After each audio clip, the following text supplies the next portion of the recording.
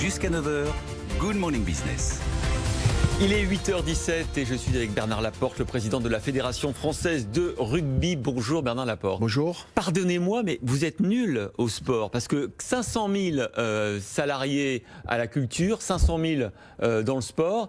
Eux, ils ont réussi à avoir 2 milliards la culture, vous 400 millions d'euros. Oui, effectivement, je pense qu'ils sont meilleurs que nous. Ce qu'on appelle le lobbying. Vous êtes fair play, c'est normal. Non, mais c'est vrai que, bon, encore une fois, il ne faut jamais opposer les uns aux autres. C'est pas ça le but. Mais c'est vrai que quand on regarde 2 milliards et 400 ou 500, c'est vrai qu'on se dit qu'ils sont meilleurs que nous, tout simplement. Nous, on y va un petit peu en ordre dispersé, si vous voulez. Mais bon, encore une fois, tant mieux pour eux. Mais je trouve, encore une fois, que le résultat de la réunion d'hier était très intéressant. D'abord, beaucoup d'écoute de la part du président, du Premier ministre et des ministres concernés.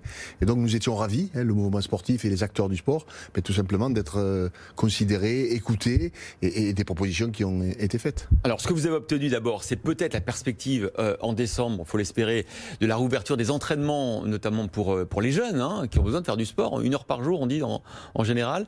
On a observé depuis septembre, enfin depuis la rentrée, moins 20% d'adhésion dans les clubs de sport. Mais on en parlait pendant la pub, c'est pas tout à fait vrai pour le rugby. Oui, le rugby et le football ont la chance d'être des activités de plein air. Et effectivement, dès que les gymnases ont été fermés, les piscines ont été fermées, on a eu plus de licenciés, puisque nous, à fin octobre, on était à plus 4 et quelques %. À plus 4 quand même, donc ça progresse. Oui, donc voilà. Mais encore une fois, on bénéficie du phénomène. Et on ne peut pas se réjouir de ça, que les autres, qu'on ait fermé les salles. Mais encore une fois, l'important, et vous le disiez, c'est la pratique du sport chez les jeunes.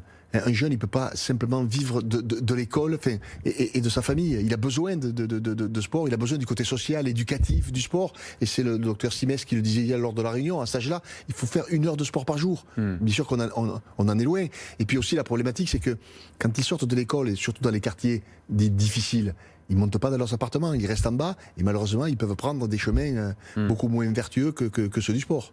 Bernard Laporte, vous avez chiffré à 34 millions d'euros les pertes liées à la pandémie pour votre fédération. Dans quel domaine? Est-ce que c'est essentiellement le prix de la billetterie ou est-ce que se situent les pertes de la filière rugby? Oui, alors effectivement, en réalité, j'avais dit 34, mais c'est 27 puisqu'il y a des charges que nous n'avons pas. Donc net, c'est 27 millions de pertes. C'est dû à quoi? Au fait qu'on joue 4 matchs en automne, enfin 3 puisque France-Fidji a été annulé. Donc on joue 3 matchs pendant la tournée automnale, on va en jouer 2 durant le tournoi destination, qu'on avait estimé à 5 000. On avait mis une jauge à 5 000. Et effectivement, le reste, c'est la perte de billetterie, d'hospitalité, voilà, et un petit peu de droit télé. Alors, peut-être une perspective de réouverture progressive des stades, ça serait aussi pour janvier. Vous avez eu des garanties sur ce plan-là? Oui, on en a parlé. Et d'ailleurs, le président de la République a dit qu'il fallait plus d'homogénéité et qu'effectivement, on ne pouvait pas dire il y a tant de personnes dans le commerce. La jauge à 1 000 ou à 5 000, elle était un peu... C'est surtout fonction de la capacité des stades. Bien sûr. On ne peut pas dire on va mettre 1000 personnes dans un stade de 10 000 et 1000 dans un stade de 80 000 comme le Stade de France. Donc tout ça va être révisé et c'est porteur d'espoir parce que effectivement ça veut dire que tout le monde ambitionne d'avoir à nouveau des spectateurs dans les stades. Alors c'est sûr que les stades ne seront pas pleins, mais ce sera peut-être des jauges intéressantes économiquement parlant.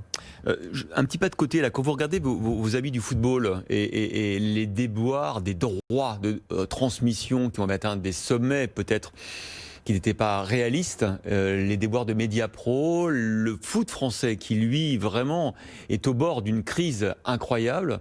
Qu'est-ce que ça vous inspire? Vous avez été, je le rappelle, aussi ministre des Sports. Oui, non, je crois qu'effectivement, je ne suis pas bien sûr à l'initiative, je ne connais pas bien le dossier, mais le président de la République l'a dit hier, d'avoir signé un dossier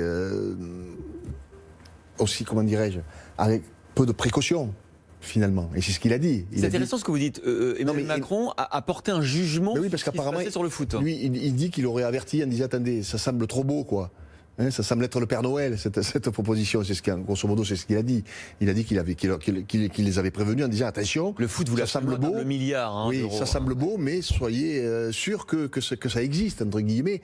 Bon, on s'aperçoit que ça n'existe pas. Alors pour différentes raisons. Encore une fois, je ne connais pas le dossier. Donc il y a eu une leçon économique d'Emmanuel Macron hier à l'attention des dirigeants du foot. Oui, mais quelque part, il a raison. Parce que quand il dit je vais aider les clubs pro de football, de rugby, etc., il dit aussi mais prenez vos responsabilités, notamment sur les salaires. Il faut dire les choses comme elles sont. C'est vrai que c'est pas aux contribuables à tout régler. Donc voilà, donc c'est tout le monde qui doit faire des efforts. Vous savez, nous, la Fédération française de rugby, on va aussi faire des efforts. On a demandé à tous nos directeurs de services de baisser leur budget de 5 à 10%. Tout le monde doit faire des efforts. Ça nous semble logique. Alors, vous avez décroché, à la surprise générale, l'organisation du championnat international de rugby en 2023. Ça se passe comment l'organisation? Est-ce que vous êtes freiné justement par la situation économique et pandémique sur notamment les sponsors que vous devez trouver? Non, d'abord on est ravis. D'abord c'est une bonne chose effectivement d'avoir décroché l'organisation de cette Coupe du Monde. Pourquoi? Parce qu'il y a 2 raisons essentielles. Un, c'est la notoriété de l'événement qui fait qu'il y a de plus en plus de licenciés. Les gens ont envie de pratiquer le sport qu'ils voient à la télé. Et qui plus est, si on a une équipe performante, ce qui semble être bien parti pour le moment, mais encore une fois, soyons patients. Et la deuxième chose, c'est économiquement parlant. C'est grosso modo entre 50 et 80 millions d'euros de bénéfices pour la Fédération française de rugby, donc il va aider à travers. C'est un budget de combien la Coupe du Monde?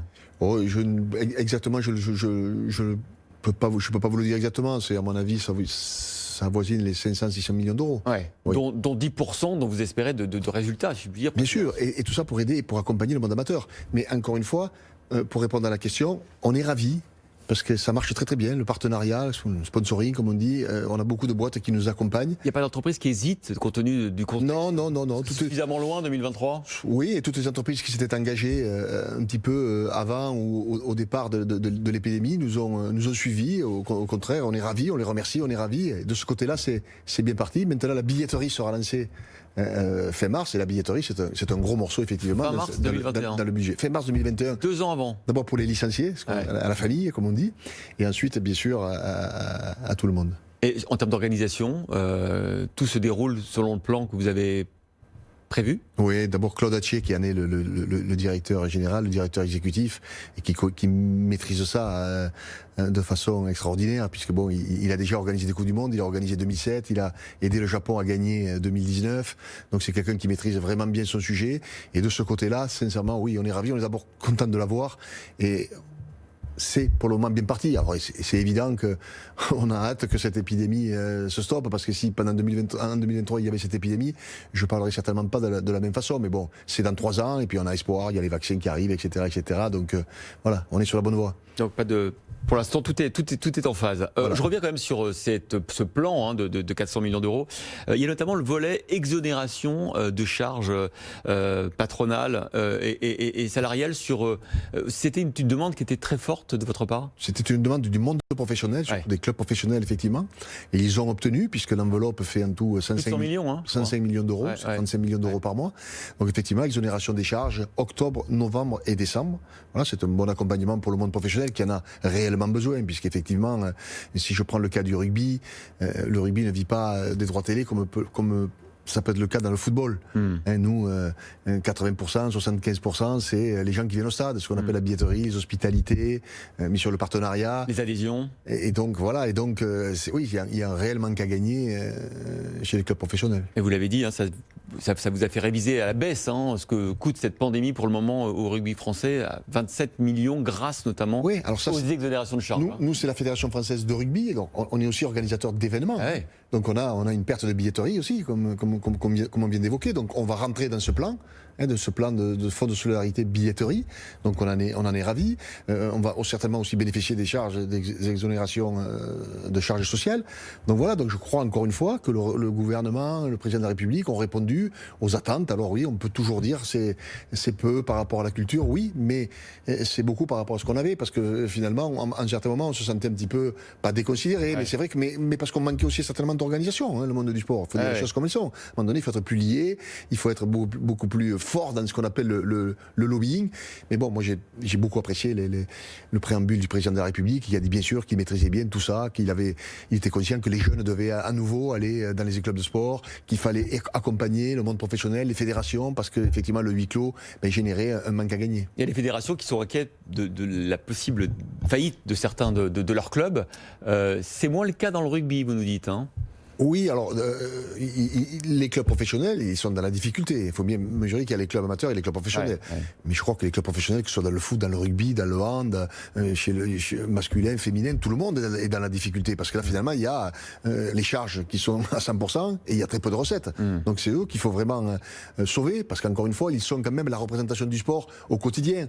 Que ce soit le rugby, le football, le hand, le basket, on est content tous les week-ends de regarder des matchs, etc. Et donc, oui, il faut venir au secours d'eux. Et bien sûr, au secours du monde amateur, mais les fédérations s'en occupent entre guillemets, mais il y a des fédérations qui méritent d'être plus aidées que d'autres aussi, parce qu'il y a des fédérations qui n'ont pas beaucoup de salariés, qui n'ont pas de grands événements, et dont les clubs sont en difficulté. Et donc ce fonds de solidarité de 15 millions qui va être géré par l'ANS, il va être fléché vers ces clubs amateurs et qui en ont réellement besoin. D'ailleurs, il y avait un président d'un club de taekwondo de Montpellier qui l'a très bien expliqué hier, qui est dans les quartiers, qui œuvre beaucoup, et qui disait attention, parce que les gamins qui sont partis, ben peut-être qu'ils ne reviendront pas.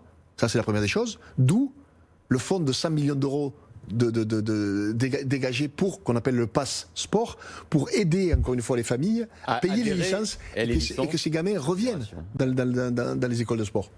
Merci beaucoup Bernard Laporte, président de la Fédération française de rugby, d'avoir été sur Good Morning Business ce matin. Merci à vous. À bientôt.